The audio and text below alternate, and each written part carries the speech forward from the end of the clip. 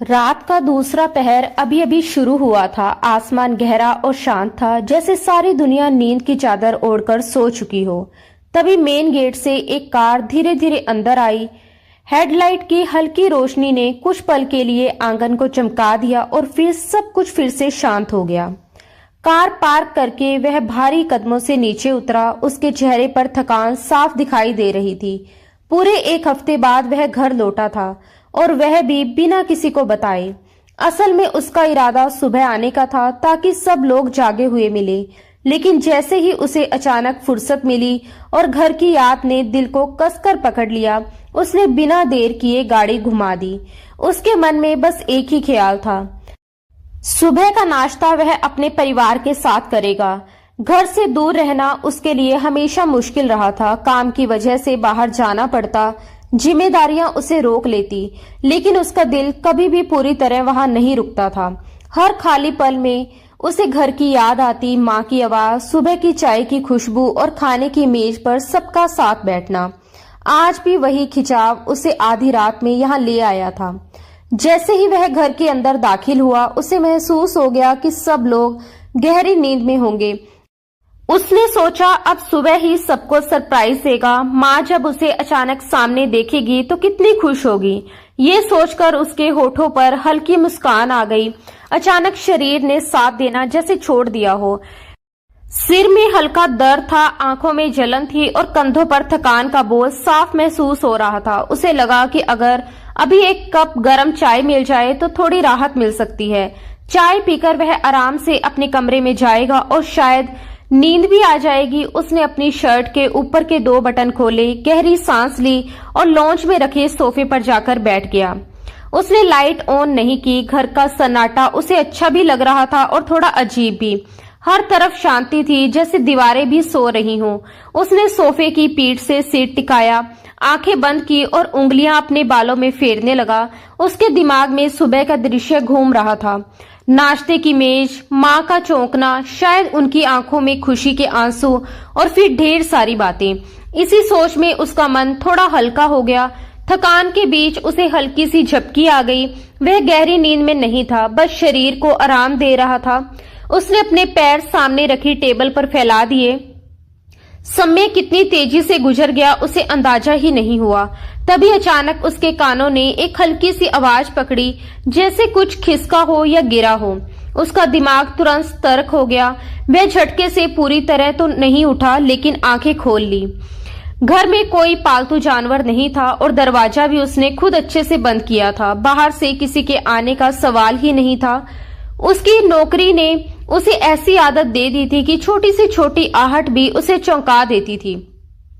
उसने अंधेरे में देखने की कोशिश की, पर सब धुंधला सा था। फिर जैसे किसी के हल्के सिसकने की आवाज आई।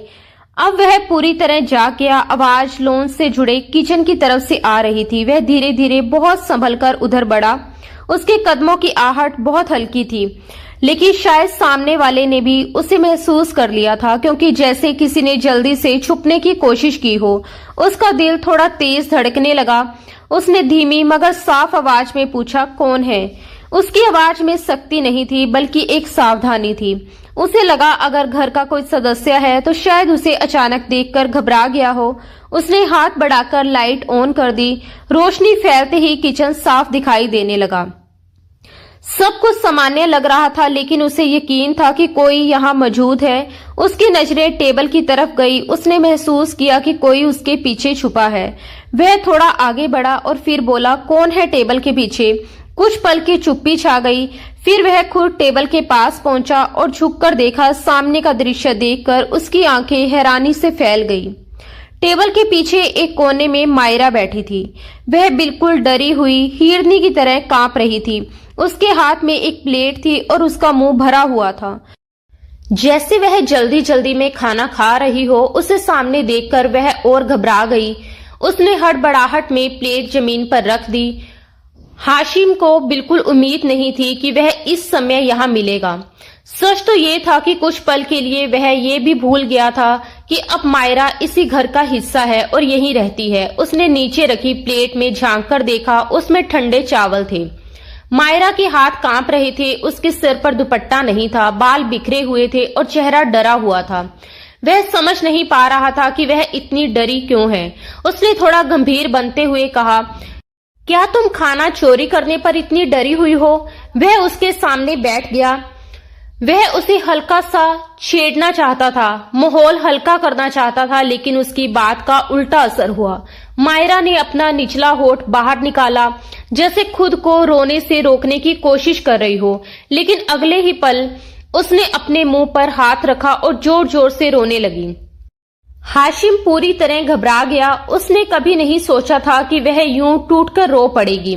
उसने तुरंत आगे बढ़कर उसके कंधों को थामा और उसे सहारा देकर खड़ा किया। पास पड़ी कुर्सी खींचकर उसे बैठने का इशारा किया, लेकिन वह अभी भी डरी हुई थी। उसकी आंखें बार बार लॉन्च की तरफ जा रही थी, जैसे कोई आ जाएगा या जैसे वह खुद भाग जाना चाहती हो। कभी वह जमीन पर रखी चावल की प्लेट को देखती, कभी अपने पेट पर हाथ रखती जो चावलों से भरा हुआ था।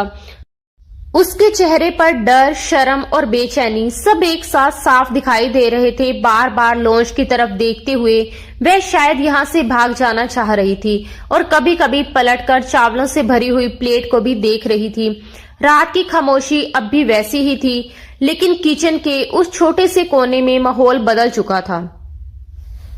हाशिम की नजर अचानक मायरा के हाथ पर गई। उसे साफ लगा कि वह अपनी मुट्ठी में दबाई हुई किसी चीज को अपनी पीठ के पीछे छुपाने की कोशिश कर रही है।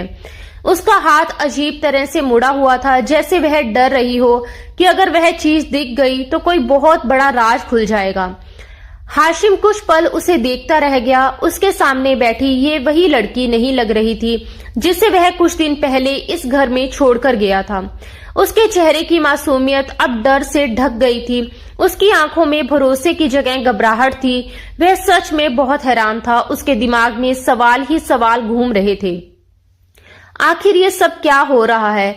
उसने तो ना उसे डांटा, ना सख्ती की, ना कोई इल्जाम लगाया, फिर वह इस तरह कांपते हुए क्यों रो रही है? उसने अपनी आवाज को और नरम करते हुए कहा, रिलैक्स, अगर तुम्हें भूख लगी है तो तुम आराम से खाना खा सकती हो। मैं सिर्फ ये देखने आया था कि किचन में कौन है। उसकी बात सुनते ही जैसे मायरा की रुलाई और तेज हो गई। वह अचानक आगे झुकी और रोते हुए उसने हाशिम के दोनों हाथ पकड़ लिए। ये शादी के बाद उनका पहला स्पर्श था। एक पल के लिए दोनों ठिठक गए।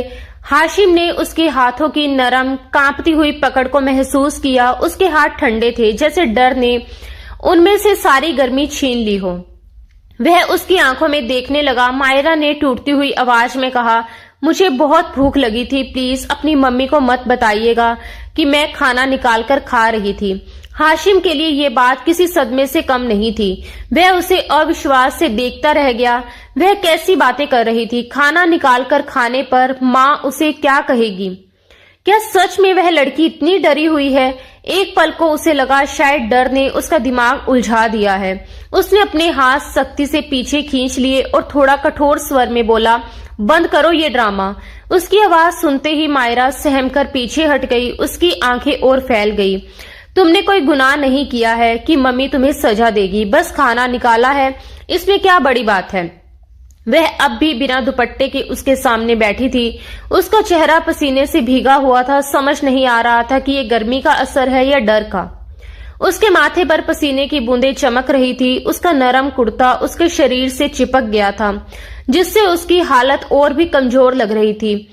हाशिम ने तुरंत नजरें फेर ली। उसे अजीब सा संकोच महसूस हुआ। फिर अचानक उसके मन में एक शक उठा।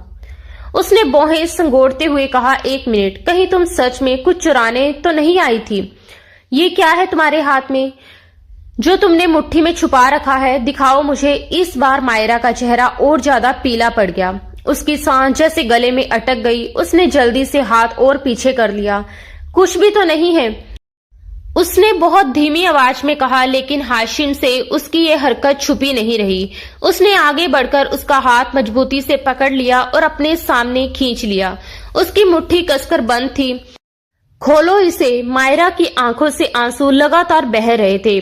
उसने धीरे धीरे कांपते हुए अपनी मुट्ठी खोली। उसकी हथेली पर एक छोटी सी चमकती हुई चाबी रखी थी। ये क्या है? वह घबराकर बोली, वो फ्रिज का लॉक है। मैंने खाना निकालने के लिए चाबी ले ली थी। बस प्लीज प्लीज हाशिम भाई, आप अपनी मम्मी को मत बता दीजिएगा, वो मुझे जान से मार देगी। हाशिम उसे अविश्वास से देखता रह गया। उसके कानों में उसके शब्द गूंज रहे थे।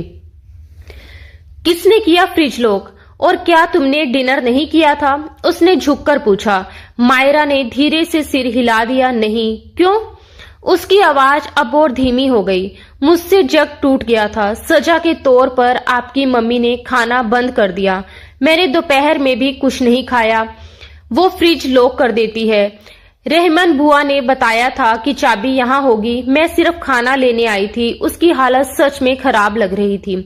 उसका चेहरा मुरझाया हुआ था, रंग पीला पड़ चुका था, आंखें लाल और सूजी हुई थी। वह बहुत कमजोर लग रही थी, जैसे कई दिनों से ठीक से खाना ना मिला हो। हाशिम ये बात जानता था कि उसकी माँ मायरा को पसंद नहीं करती। वह इस शादी के खिलाफ थी, लेकिन बात यहाँ तक पहुंच जाएगी उसने कभी सोचा भी नहीं था। उसके अंदर एक अजीब सी कशमकश शुरू हो गई। एक तरफ माँ थी, दूसरी तरफ ये लड़की जो उसकी जिम्मेदारी थी। मायरा उसकी तरफ देख रही थी। उसकी आंखों में साफ डर था, जैसे उसे यकीन हो कि सुबह होते ही वह सब कुछ बता देगा। हाशिम का दिल अचानक भारी हो गया। उसने धीरे से उसके दोनों हाथ अपने हाथों में थाम लिए। उसकी आवाज इस बार बिल्कुल नरम थी। मैं किसी को कुछ नहीं बताऊंगा। मायरा ने हैरानी से उसकी तरफ देखा। एक पछतावे की लहर हाशिम के दिल में उठी। वह यहाँ से जाते वक्त उससे शादी करके तो चला गया था, लेकिन उसके बाद उसने कभी ये जानने की कोशिश नहीं की कि वह इस घर में कैसी है, किस हाल में है। उसने एक गहरी सांस ली और दोबारा कहा, मैं किसी को भी कुछ नहीं बताऊंगा, लेकिन मेरी एक शर्त है। उसने हल्की सी शरारत के साथ मायरा के चेहरे की तरफ देखा। मायरा की धड़कन जैसे फिर तेज हो गई। वह घबराकर बोली, कैसी शर्त? वो हल्का सा बुदबुदाई, तुम आज के बाद मुझे भाई नहीं कहोगी, क्योंकि अब मैं तुम्हारा भाई नहीं हूँ। हाशिम के चेहरे पर हल्की सी शरारती मुस्कान थी, लेकिन उसकी आंखों में एक गंभीर सच्चाई भी छुपी हुई थी। मायरा ने धीरे से सिर उठाकर उसकी आंखों में देखा। वह नजर मिलते ही घबरा गई और तुरंत अपनी आंखें झुका ली। उसका दिल तेजी से धड़क रहा था। वह अपने निचले होठ को दांतों से दबाए खड़ी थी। उसे जैसे अचानक एहसास हुआ कि वह सच में अब उसकी बीवी है, कोई पराया रिश्ता नहीं। लेकिन डर और आदत इतनी गहरी थी कि अभी भी वह घबराकर उसे भाई कह बैठी थी। वह कुछ पल चुप रही, फिर धीमी आवाज में बोली, मैं ये प्लेट उठा लूं? उसकी नजर एक बार फिर बिरयानी की प्लेट पर गई, जैसे अभी भी उसे यकीन ना हो कि ये खाना सच में उसके लिए है। उस पल वह हाशिम को बेहद मासूम लगी। उसके चेहरे पर भूख भी थी, शर्म भी थी और एक अजीब सा डर भी। हाशिम खुद को रोक नहीं पाया। वह हल्का सा झुका और अनजाने में उसके गाल को अपने होठों से छू लिया। ये एक बहुत छोटा सा स्पर्श था, लेकिन मायरा के लिए जैसे बिजली सी दौड़ गई। वह बेतहाशा लाल हो गई। उसका चेहरा गर्म हो उठा। उसने घबराकर चारों तरफ देखा, जैसे डर हो कि कहीं कोई देख ना ले। उसके मन में यही ख्याल आया कि अगर किसी ने उसे इस हालत में देख लिया तो शायद बहुत बड़ा बवाल खड़ा हो जाएगा। वह झटके से कुर्सी से उठ खड़ी हुई। हाशिम ने हल्की आवाज में कहा, मेरे कमरे में जाओ, मैं अभी तुम्हारे लिए खाना गर्म करके लाता हूँ। आप? उसने हैरानी से उसकी तरफ देखा। हाशिम थोड़ा करीब आया और मुस्कुराकर बोला, क्या दोबारा समझाऊं? उसके लहजे में हल्का सा मजाक था। शायद वह उसका डर कम करना चाहता था।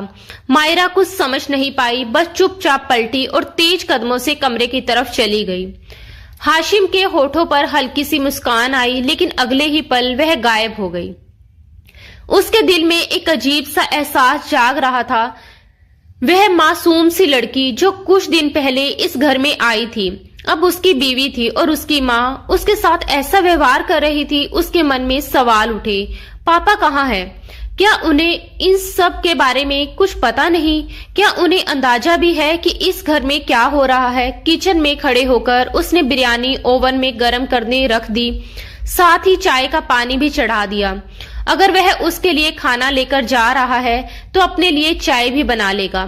थकान कुछ कम हो जाएगी और वैसे भी वह उससे आराम से बात करना चाहता था। उसे ये महसूस करवाना चाहता था कि इस घर में उसका रिश्ता कमजोर नहीं है, वह अकेली नहीं है। उसे याद आया जब वह इस घर में आई थी तो कितनी हंसमुख और शरारती थी। उसकी आंखों में चमक होती थी, उसकी हंसी में घर गूंज उठता था। लेकिन अब कुछ ही दिनों में उसका चेहरा मुरझा गया था, आंखों की चमक बुझ गई थी। बिरयानी गर्म हो गई, उसने प्लेट में निकालकर सजा दी, साथ में जल्दी से थोड़ा सा सैलेड भी काट लिया। हॉस्टल की जिंदगी में वह खुद अपना काम करता रहा था, इसलिए ये सब उसके लिए मुश्किल नहीं था। उसे नहीं पता था कि मायरा चाय पिएगी या नहीं, इसलिए चाय सिर्फ अपने लिए ही बनाई। कप में डालकर उसने ट्रे तैयार की और धीरे से बाहर निकल आया। उसे पता था कि अगर उसकी माँ ने उसे इस हालत में देख लिया, रात के इस वक्त अपनी बीवी के लिए खाना ले जाते हुए, तो बात बहुत बढ़ सकती है। सीढ़ियां चढ़ते हुए उसने धीरे से दरवाजे पर दस्तक दी और कमरे में दाखिल हुआ। मायरा शायद अपना दुपट्टा उठा लाई थी। उसने उसे ठीक से सीने पर सजा रखा था। वह बिस्तर के किनारे बैठी थी, उंगलियां मसलते हुए वह उसे देख रही थी और फिर उसकी नजरें ट्रे में रखी बिरयानी पर टिक गई। उसकी आंखों में फिर वही भूख और लालच झलक आया। हाशिम ने प्लेट और सैलेड उसके सामने रख दिया। जब तक मैं चाय पी रहा हूँ तुम अपना खाना खत्म करो, उसके बाद मुझे तुमसे बात करनी है। उसकी आवाज में नरमी थी। मायरा ने जैसे सारी बातें भूलकर खाना शुरू कर दिया। वह सच में भूखी थी। एक के बाद एक चम्मच बिना रुके, बिना ऊपर देखे हाशिम उसे देखता रहा। उसके दिल में दर्द सा उठा। उसने नजरें फेर ली। कुछ ही देर में प्लेट खाली हो गई। हाशिम ने अपनी चाय का आखिरी घुट लिया और कप टेबल पर रख दिया। मायरा ने पास रखे जग से पानी गिलास में भरा और एक ही सांस में पी गई। अब उसके चेहरे पर हल्की सी चमक लौट आई थी। भूख शांत होने के बाद उसका चेहरा थोड़ा खिल गया था। उसने हल्की सी मुस्कान के साथ हाशिम की तरफ देखा, जैसे चुपचाप शुक्रिया अदा कर रही हो। फिर भी उसका डर पूरी तरह गया नहीं था। वह धीमी आवाज में बोली, आप अपनी मम्मी को तो कुछ नहीं बताएंगे ना?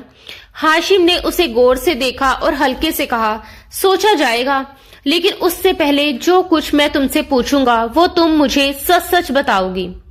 उसने आगे बढ़कर उसका हाथ पकड़ा और उसे अपने करीब बिठा लिया। वह अब उसके बिल्कुल करीब बैठी थी, इतने करीब कि हाशिम उसकी सांसों की हल्की गर्माहट महसूस कर सकता था। कमरे की हल्की रोशनी में उसका चेहरा और भी साफ दिखाई दे रहा था। हाशिम कुछ पल उसे ध्यान से देखता रहा, जैसे पहली बार सच में उसे देख रहा हो। फिर उसने बहुत नरमी से हाथ बढ़ाकर उसका दुपट्टा उसके कंधों से अलग कर दिया। मायरा ने हैरानी से उसकी तरफ देखा, लेकिन विरोध नहीं किया। हाशिम की नजर अब उसकी गर्दन पर थी। वहां लाल निशान साफ दिखाई दे रहे थे। वे निशान उसके कंधों तक फैले हुए थे। उसका दिल जोर से धड़क उठा।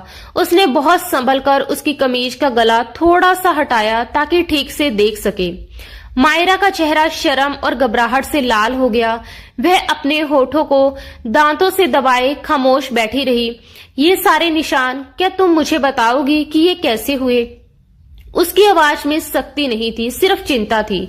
बस इतना सुनना था कि मायरा की आंखों से आंसू फिर बह निकले। उसने रुक रुक कर सब कुछ बता दिया।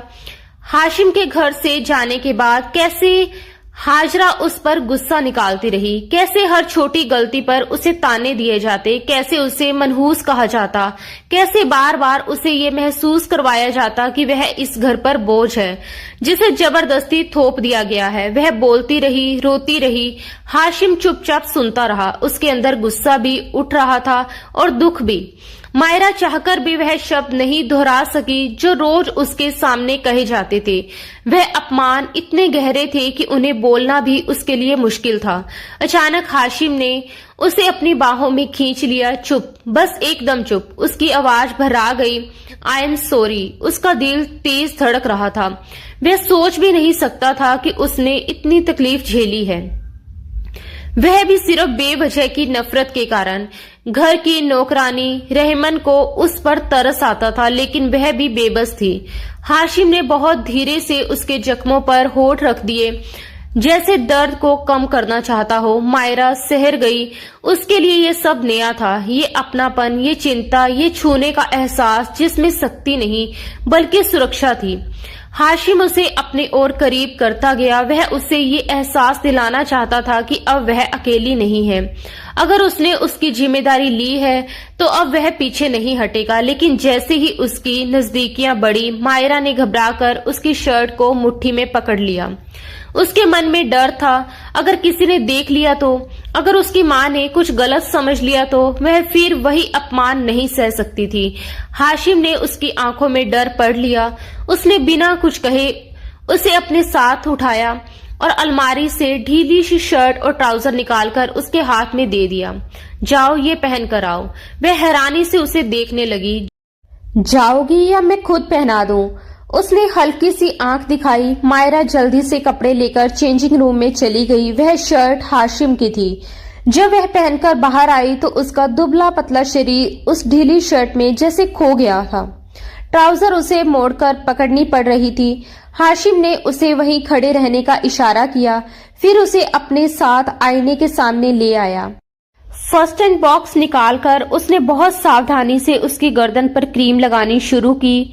मायरा दर्द से सिसक उठी और आंखें बंद कर ली। उसके चेहरे पर दर्द साफ दिख रहा था। उसने शर्ट को हल्का सा कंधों तक खींचा और वहां भी मरहम लगाया।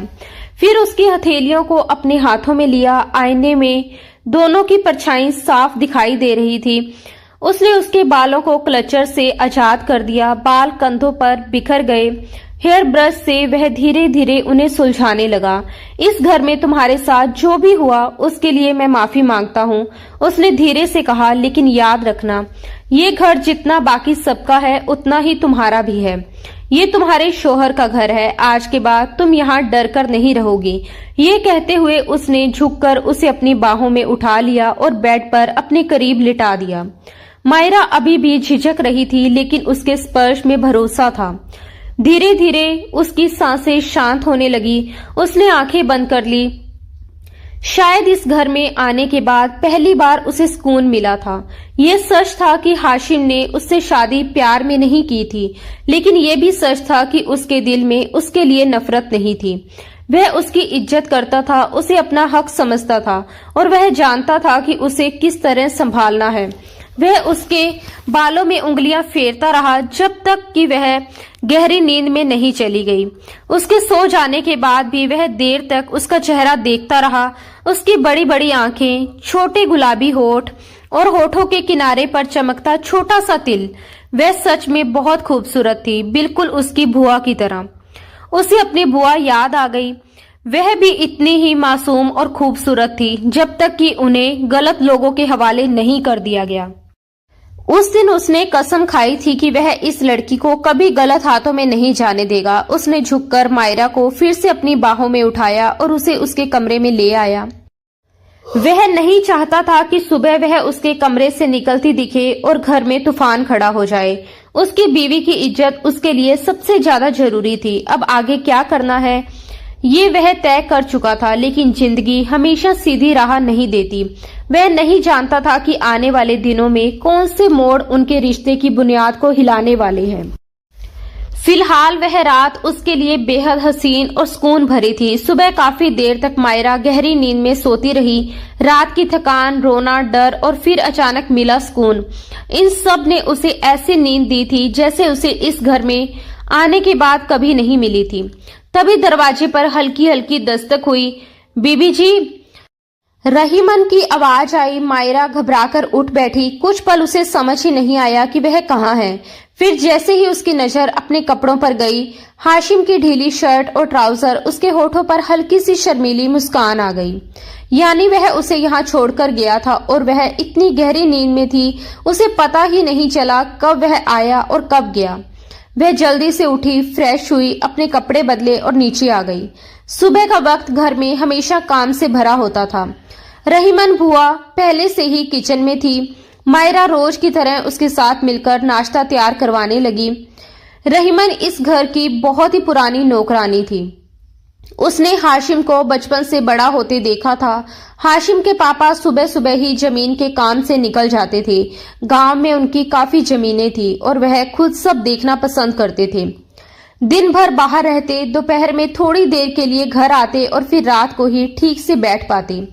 घर में ज्यादातर समय हाशिम की मम्मी मायरा और रहीमन ही होती थी।